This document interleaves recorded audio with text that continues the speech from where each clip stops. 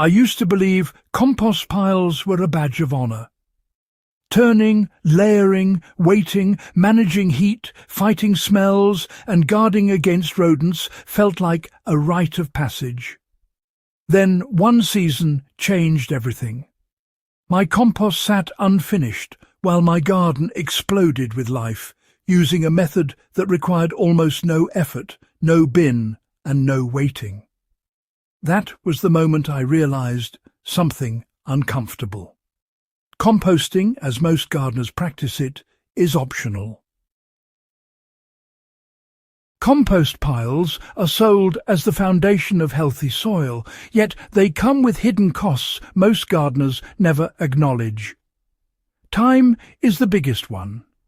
Turning piles, balancing materials, monitoring moisture, and waiting months for finished compost demands consistent labour. Many piles never finish properly and end up as half-rotted material that locks nitrogen instead of feeding plants. There is also nutrient loss. Heat-driven composting releases nitrogen into the air and leaches soluble nutrients during rain. What finally reaches the garden is often weaker than expected. Nature does not compost this way. In forests, fields and grasslands, organic matter is not piled up and turned. Instead, it is laid gently on the surface. Leaves fall, plants die back, and roots decay underground. Microbes, fungi, insects and earthworms do the work slowly, efficiently, and exactly where nutrients are needed. This process, you see, feeds the soil from the top down and the inside out at the same time. Once you understand this, well, compost piles start to look unnecessary. The method is simple. Feed the soil where it lives, instead of processing organic matter elsewhere. This approach is often called surface feeding or in-place decomposition. But, you know, the principle is the same. Organic materials are added directly to the soil surface and lightly covered. Instead of waiting months to apply compost, the soil receives a steady, continuous supply of nutrients all season long. What materials work best for this approach? Kitchen scraps, garden waste, dried leaves, grass clippings, shredded cardboard and plant trimmings all work beautifully when used correctly. The key is size and placement. Smaller pieces break down faster. Thin layers prevent odour and pests. So, materials are added directly to garden beds, around plants, or even between rows, and then, well, they're lightly covered with soil, mulch, or just some dry leaves. Why does soil life explode with this method? Well, microorganisms thrive on consistency, you see. When organic matter is always present at the surface, bacteria and fungi are able to establish stable populations.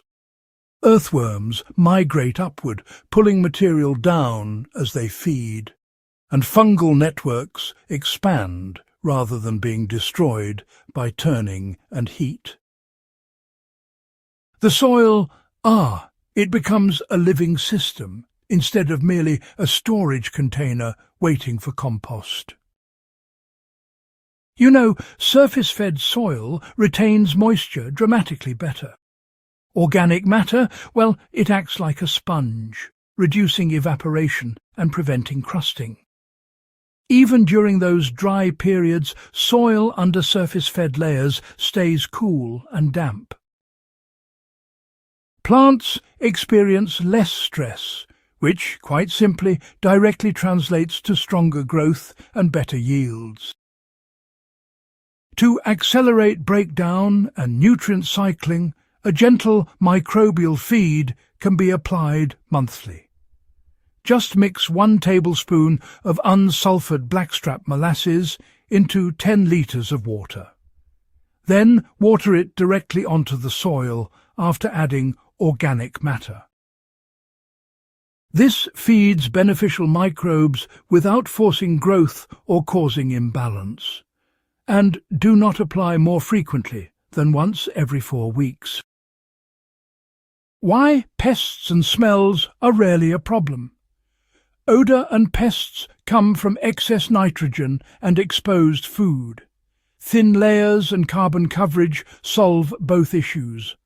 Cover fresh scraps with dry leaves, shredded cardboard or straw. This balances decomposition and keeps everything odourless. When done correctly, this method attracts earthworms instead of rodents.